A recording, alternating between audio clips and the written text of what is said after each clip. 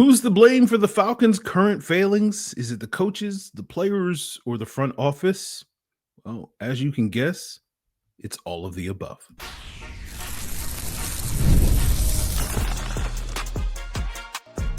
You are Locked On Falcons, your daily Atlanta Falcons podcast. Part of the Locked On Podcast Network, your team every day.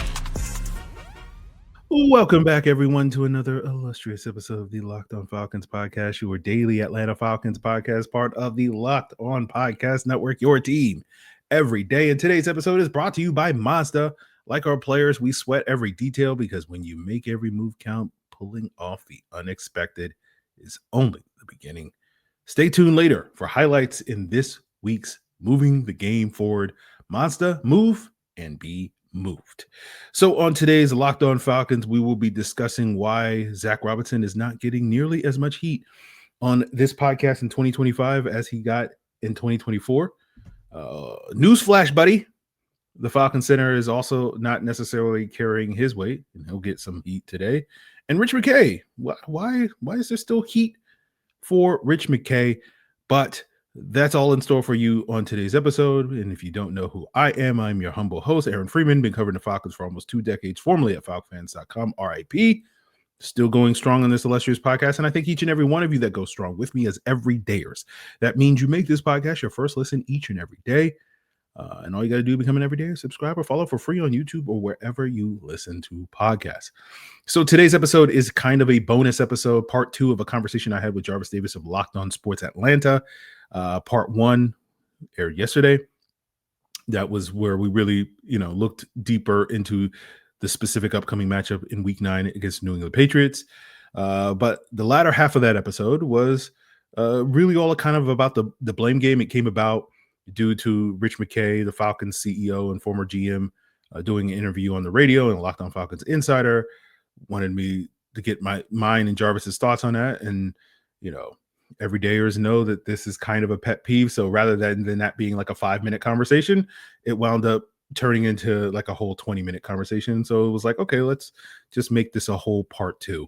But we'll talk about Rich McKay at the end. But we'll start off today's episode talking about why I have not been as willing to blame all the Falcons issues on Zach Robinson this year, despite arguably being Zach Robinson's biggest op this past offseason. And so let's get into that to start off today's Locked On Falcons. Like this whole blame game. Mm-hmm. And I got a comment the other day on a video when I was talking about the film and I was talking about Zach Robinson, right? Mm-hmm. And as someone who is like the OG critic of Zach Robinson, people are like, why are you not being as hard on Zach Robinson this year as you were last year? Well, part of it is expectations, right? Sure. I'll clarify this point. Like last year went into last season with high expectations. Then we got the infamous, as we often call it here on Locked On Falcons, the Bruno game that we don't talk about in that Week 1 game. And it was like, what was that? And then he kind of won us back. And then late in the season, there was for me, a lot of major concerns with the play action stuff. And so we spent a lot of time this offseason talking about, well, if this offense is going to be successful, if you're going to successfully develop Michael Penix, you're going to have to be able to figure out the play action. I was skeptical the whole time. This is one of the reasons which fuels, my alter ego, also known as Negative Nancy, a.k.a. Mr. Drew, this offseason of why I wasn't not necessarily as high on the team as others. And so all that to basically say my expectations were considerably lower with Zach Robinson entering the season. And so for me, in a lot of ways, he's kind of met my low expectations. And so there's some elements, like I think the Washington and Buffalo game were clear signs of progress from what I wanted to see.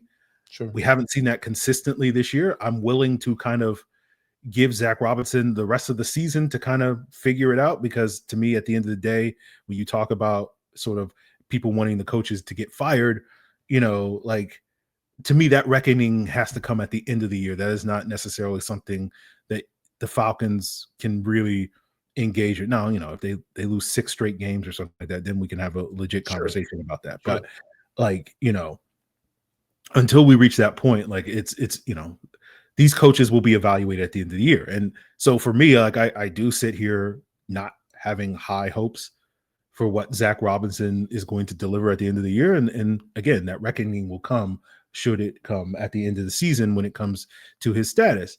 But it does leave me, and I think you made a great point, Jarvis, when you're like, you got to watch the games, because I'm watching the games and like I'm seeing people being like, oh, the reason why the Falcons couldn't run the ball is because Zach Robinson's offense is too predictable. Look, you could certainly argue that Zach Robinson's offense is too predictable. That is certainly an issue. I agree 100% with that.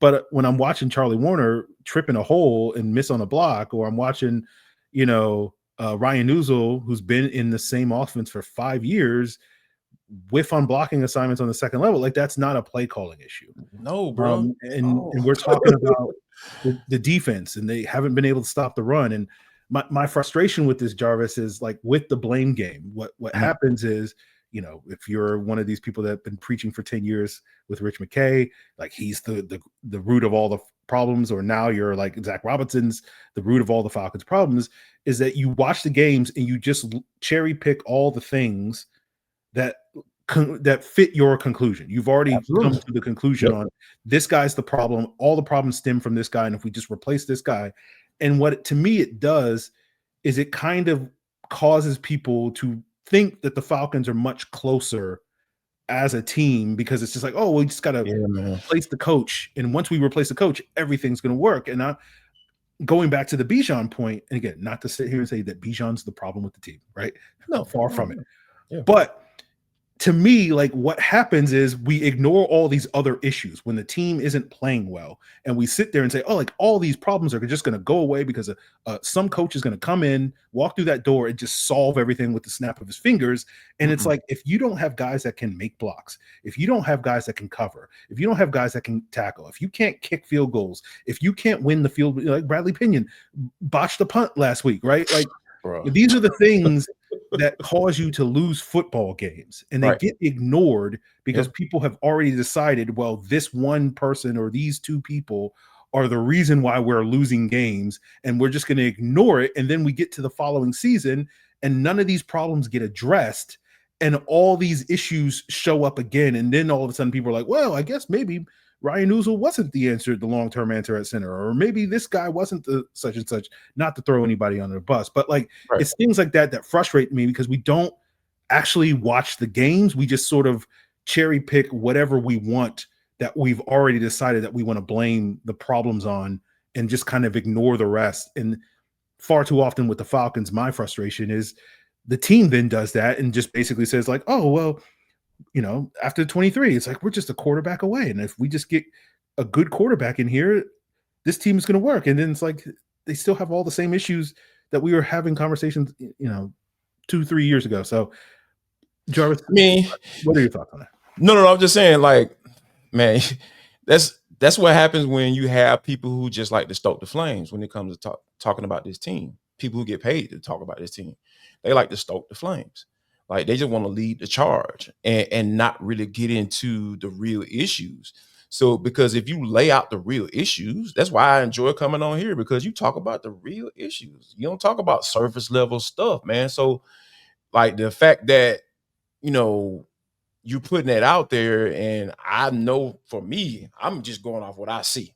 Like, and I'm watching the doggone game. So, and we have it, and it's good to have these type of dialogues, because you get a really good picture of who this team is, right? Like, coming into this year, I think I know you probably agree, man, this is probably the first year that I was actually felt okay, or I didn't feel bad about the defensive line group and the depth they had and their ability to even get to the quarterback based off of the guys that they have on the roster, mostly based on talent, not even from production standpoint. So,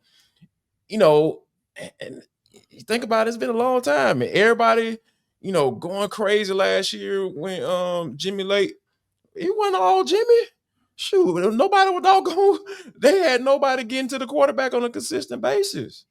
So yeah, if he playing off coverage because he don't want to give up the big play, and he don't want to blitz because I don't know who's gonna be back there to cover it all. Like, it's just a catch-22. Like, it's just a lot of people and then that's when you have people are nitpicking their narratives, saying, okay, oh man, look at him. they're giving up. It's like they're playing a prevent defense. No, he basically going off of his personnel and that he has on the field, and he playing the averages. You're like, okay, I more than likely won't get beat if I run cover 4, if I go too high most of the game, or if I have my corners playing 8 to 10 or regardless of down the distance. You know what I'm saying? Like, that's just how it works. So, I think that, to avoid this going forward, and hopefully we can, as a base, as a fan, I'm a fan as well, and you continue to do the work, spreading the good news. You know what I'm saying? I know I'm gonna try to continue to spread the good news as well when it comes to this team. And people need to understand that it takes a lot to build a team, man. The Lions were awful Dan Campbell's first year. And based off of the time frame that this fan base gives head coaches, shoot, y'all been trying to get a man out the door, before it actually hit. You know what I'm saying? Or you trust Brad Holmes, as a general manager. So, yeah, man, like I'm not in the whole bag of just firing folks just cause, man. Like I felt like I believed in Raheem Morris when he was hired. I'll stand on that. I'll ride with that. Get a man a doggone chance, man. Like a year and a half in, bro, if you talking about firing, dude, do you understand how hard it is to find somebody that's even capable of being the head coach in this league? So stop paying attention to the people with the pitchforks and just pay attention to folks who are actually talking about what's going on the field, man. Yeah. So we still have more to come on the nature of the blame game and how it potentially ignores real problems on the football field. And one of those problems this past Sunday against the Dolphins was the play of the Falcons center in particular. And so newsflash, Ryan Newsel, you need to catch a little bit more heat than you're currently getting. And we'll get into all of that, guys, as we continue today's Locked On Falcons. But today's episode is brought to you by Mazda's moving the game forward. For those who believe it's not just about playing the game, it's about redefining it. There are moments that do more than put points on the board. They move crowds, they move culture, and they keep the game moving forward. This week's moment that moved the game forward is the explosive play from Kyle Pitts from Kirk Cousins under center play action. What a revelation. Seeing Kyle Pitts attack the middle of the field. Oh my goodness. I've never seen this before. So that really moved the game forward, set up the Falcons' first score early in this game. And unfortunately, that was one of the few highlights from this game. But, when you follow what moves you, right? Under center play action, the unexpected is only the beginning. And just like there's more to every highlight, there's more to a Mazda vehicle. Mazda, move and be moved. Today's episode is also brought to you by FanDuel. With the NBA season back, it's time to get in on the action over at FanDuel, the official sports betting partner of the NBA. Even if you missed the start of tip-off, or you just want to ride the hot hand, FanDuel's going to have those live bets on everything from who will score next to any fourth quarter comebacks. And you can combine those live bets into a same game parlay for a shot at a bigger payout. It keeps every game exciting, especially when your team is making a late push. So head on over to FanDuel.com. And if you're a new customer, you can get $300 in bonus bets when your first $5 bet wins. Again, over at FanDuel.com, download the FanDuel app and play your game with FanDuel, the official sports betting partner of the NBA. I feel like there are real issues on the field that are causing the Falcons. Yeah. And I just feel like it allows folks to pass the buck of like, well, we just got to, if we just get the right play caller in here and it will solve all of our problems. And it's like, are they going to, is the new play caller going to allow the guy to hit the block, all those things are just like, those are the things that matter, like, and again, like I'll be the first person to be on here, at the end of the season, if things don't go the way that we all want them to go, and being like, here's my 10-point, PowerPoint presentation on why Zach Robinson didn't work and all that stuff. Yeah. But like, I just feel like we can't just simply just ignore, and this is, we're running long and I'm gonna have to edit the crap out of this episode, but for sure, yes. Gotta get these takes. Not nonsense, you know what I'm saying? But this is why often I have a reputation of being a hater, because like I watch the games and I'm like, yeah, man, they're not that good. Like they have good players, but as we talked about, like with Bijan, like those good players have to play well consistently every single week, because once you get past like the top 6 guys on this roster, it becomes very ordinary. And unless you can consistently get that middle class group of players to play above themselves, which we have seen at times this year, but it hasn't been consistent. And when your best players aren't playing well, like you can't just simply just be like, oh, well, this team is so loaded and any other coach could just come in here and be able to take, again, I know I'm picking out Ryan Nuzzo, but like any other coach can come in here and just be like, well, Ryan Nuzzo's now going to hit his second level block. Like if my man is not hitting these blocks 5 years into the same offense, like I don't think that's a coaching issue. That's like, you know, so that is so, you know, we'll see if Ryan Nuzzo can quiet the noise. Yeah, he is. Look, that's on your heart. You know what I'm saying? Ryan Nuzzo is on your heart, and that doggone Atlanta. You know what I'm saying? Out Atlanta. What was the verb that he used? Out Atlanta. Yeah. Out Atlanta. Us. Yeah. You know what I'm saying? They need to erase those two things. They need to have the type of performance that gonna make Free forget about Out Atlanta and doggone Ryan Nuzzo. Yeah, you know, again. Remember during the summer, Jarvis, we were talking about Javon Gwynn, and we're like, Javon, what are you doing, my guy? Because he was doing this same exact thing. And it's like, God, it was, there's no excuse for it when you've been in the offense for 3 years. Like you should know, especially when you're the sitter, you should know, you should know everybody's job, and you should know your job backward and forward. Sure. And like that's why it's frustrating. Where it's just like it'd be one thing if he was a rookie, or like if the Falcons had drafted Jared Wilson, who they'll be playing this weekend against the Patriots, and they were like, "Oh, Jared Wilson, we'll throw him out there," and he just figuring it out. And it's like, okay, well, he's going to have some ups and downs. He's a young player, all that stuff. Yeah. You've been in this offense for 5 years. Like, there is no excuse. That's why you don't draft a guy like that, right? You know what I'm saying? Yeah. Because you got guys who've been here. You know what I mean? You know, and so like I'm sitting here going, like, we sat here and we killed Javon Gwynn for this stuff. And I'm supposed to give Ryan Nuzzo a pass when, you know, he's doing the same thing. Like, he's looking like Javon Gwynn. And we were sitting here, you know, again, Javon Gwynn was like, I didn't do nothing. I ain't even playing. But like, we were like, why is Javon Gwynn here? Like, what is it? What is it that you do? Yeah. And like, I'm watching the game on Sunday, and I'm like, Mr. Nuzzo, because again, part of it is he has played much better than this. I'm like, watching the game, I'm like, what is it that you're doing? Because you're not doing anything today on against the Dolphins. So like, I'm like, what are you doing here? Like, so speaking of what exactly is it that you do here, let's talk about Rich McKay, who caught some heat this week on a local radio appearance in a Locked On Falcons Insider. Wanted to get mine and Jarvis's thoughts on this, so we'll get into those thoughts and how much blame are we still willing to give the Falcons CEO, who has not been part of the football decision-making process, at least on the field, for a number of years, to wrap up today's Locked On Falcons. So let's be real. Making excuses doesn't solve anything. We've all heard them before. It's just the stress.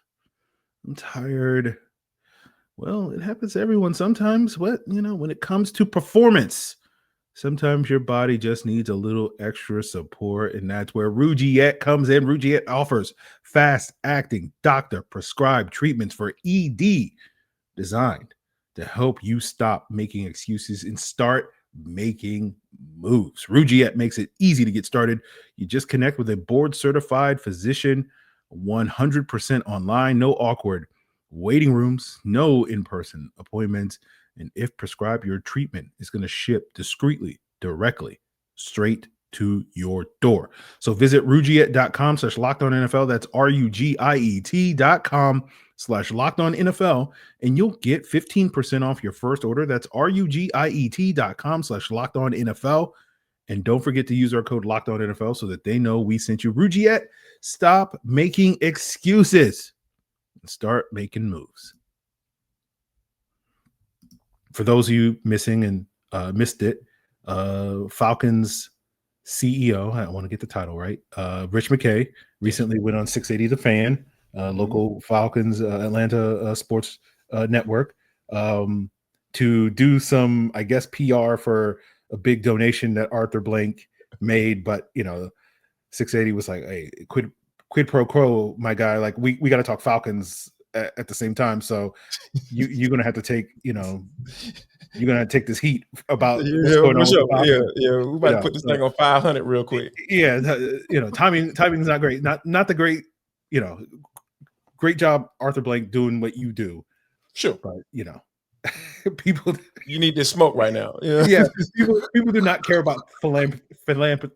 Can't say the word philanthropy at this stage, given where the state of the Falcons season is at, and so a lot of heat. But Jarvis, I bring this up just because I had a Locked On Falcons Insider sort of being like, can you talk about this on the pod with Jarvis? And we're talking about it here on the pod with yourself. So I'm curious, Jarvis, if you heard some of that interview and what were some of your thoughts coming out of that with sort of, Rich McKay sort of clarifying his role within the organization, what exactly he does. And because he's been a long-time punching bag for fans and media about like all the things that are going wrong with the Atlanta Falcons. And so of course the timing is perfect where it's just like, we need somebody to blame all these issues on Rich McKay. Oh, he popped his head out. So I'm just curious, what did you think when you heard some of those clips? Why are we still talking about Rich McKay, man? I don't understand it. The man clearly has. Can Raheem Morris go up here and ask him a question about something? Sure. If Terry Fontenot is not sure about a player, or he wants some feedback off the trade he's about to make, or man, I'm waffling back and forth. I would love to get some advice from you. Sure. Yeah, he's around in that capacity. But anything official? No. Not at all. I don't think that is the case. And I think that it kind of goes back to what we talked about a little bit earlier. People just want blood, man. But Rich McKay, I understand Jamal Anderson was an awful pick. That was a terrible going away gift. You know what I'm saying? But hey, man, yeah.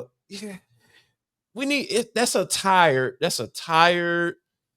I've been in this market for a very long time narrative. And I've been covering this team for 20 years. That's all that is. Yep. And I don't care who sees this. If you work over there, I like, man, y'all need to stop, bro. Like, because y'all making the people who listen to y'all dumber. You know what I'm saying? Like, if you're going to go out, if you're going to blame someone, blame Terry Fontenot. Blame Raheem Morris. I know I just talked about y'all being a little bit too harsh on him, but man, Rich McKay ain't it, man. That is so tired to me. It's so tired. It's such a tired narrative, and it's a go-to when things go awry with this team. And it needs to stop, man. It needs to stop. I am so sick and tired of people bringing up Rich McKay's name when the Falcons are sucking.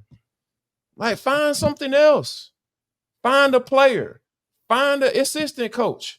At the end of the season last year, what did your boy say? I said, hey, man, Jimmy Lake and this D-line coach, they got to go. Based off of what I saw. Man, give me something. Give me some type of analysis, bro, because saying that Rich McKay is the issue and grilling him at an event where he's supposed to be talking about Arthur Blank, his boss / homeboy, is doing all the good that he's doing. Come on, man. Like, that is tired to me. And people, and then they pound their chest. I was asking a tough question. No, man. I care about all that. What they gonna do? Make you feel better? Nobody cares. Yeah. Nobody cares, man. It's tired, man. It's tired. I'm tired of hearing it. It's so tired. Yeah. So tired. Couldn't say it better myself, Jarvis. I'm just like, bro, what are we talking about? Rich McKay has more to do with what type of coffee filters are in the office at Flowery Branch than necessarily like what the product is on the football field at this point in time. But so that's the end of our show, and we'll be back with a post game episode on Sunday following the Falcons-Patriots game after that final whistle, hour long on Locked On Sports Atlanta and Locked On Falcons, streamed on YouTube, as well as posted on both audio feeds on, wherever you get your podcasts after the game, and then followed up with a 30-minute Locked On Falcons solo rapid reaction with myself. That Locked On Sports Atlanta post-game, that hour-long show will be myself, Jarvis Davis, Tanitra Batiste, giving you all our thoughts on all the things going on in this Patriots game. And part of me is sitting here, guys, because we've spent so much time, including today, kind of revisiting, rehashing, complaining about this Dolphins loss, and how, it kind of really kind of derailed a lot of our hopes, and, the apathy that Locked On Patriots host Nick Cattles mentioned that we had been talking about on the various shows at the beginning of the week. I feel like we haven't really done a great job here on the podcast to really preview this Week 9 game. We've talked about it, obviously, some, but, not with the level of depth that, this podcast, this very humble, illustrious podcast, typically affords. And so I do feel like I've given you guys a little bit of short shrift. And so part of me is thinking like we might do another episode where we take a deeper look into this Patriots game, just because it hasn't gotten nearly as much attention as typically we give it, just because Dolphin game really kind of just ruined everything for the Falcons. And there's a chance there could, again, as I say, I'm apathetic, so they're not going to win me back, but maybe they can win some of you guys back. And I think we'll talk a little bit more. So that may be also coming your way, depending on how my mood feels for you guys on Saturday on YouTube and wherever you get your podcast. So continue to make Locked On Falcons your first listen by checking us out on YouTube or wherever you get your podcast. And if you want to get insight into other teams that are probably doing better or potentially worse than the Falcons, Locked On NFL is going to have you covered there, giving you all the scoop on what's going on Week 9 across the NFL, and of course Locked On NFL. Just like Locked On Falcons and Locked On Sports Atlanta is part of Locked On Podcast Network, your team every day.